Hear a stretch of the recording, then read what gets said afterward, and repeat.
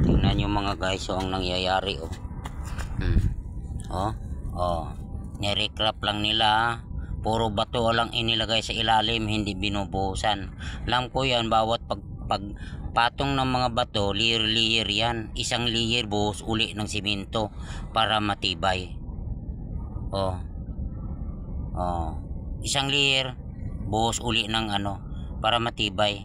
Hindi siya makalkal ng tubig kasi nakabuhos siya. Pagpatong uli, pangalawang patong ng bato, buhos uli ng simento.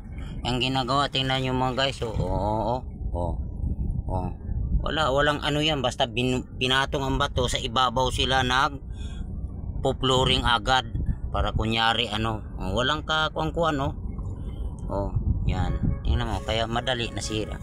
Sayang, yun ang sinasabi na daming nalalagas na puhunan sa gobyerno. Kasi yung mga namumuno sa gobyerno, hindi nila sinusubaybayan yung patrabaho nila. Hindi nila nakikita kung niluloko ba sila o hindi. Nakaupo lang sila doon, ayaw na umalis doon sa kanilang lamisa Yan. Mabuti pa si Normie. Si Mayor Normie ngayon, Isko. Yun ay talagang gumagala. Siya ang gumagala talaga. Tinitingnan niya yung sitwasyon ng mga tao, mga location, kung ano ang naririyan. May dapat ba siyang ayusin dyan. Yan. Kaya maraming nababago kay Mayor Normie Isko.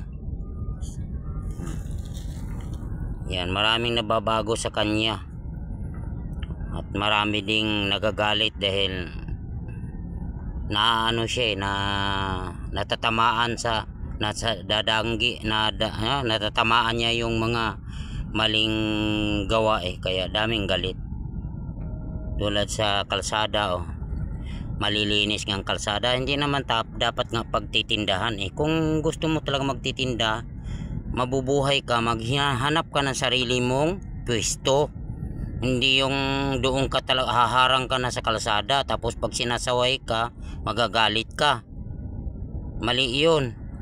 Ayusin mo yung pag-iisip. Yung kagalitan ninyo, Mayor, yun ang namumuno. Tama nga, di ba? Naaalis na yung malinis na Divisoria. Pati dito sa Basikum, luminis na. Di ba? Salamat, Mayor, sa pag-aayos mo sa sitwasyon. Thank you for watching.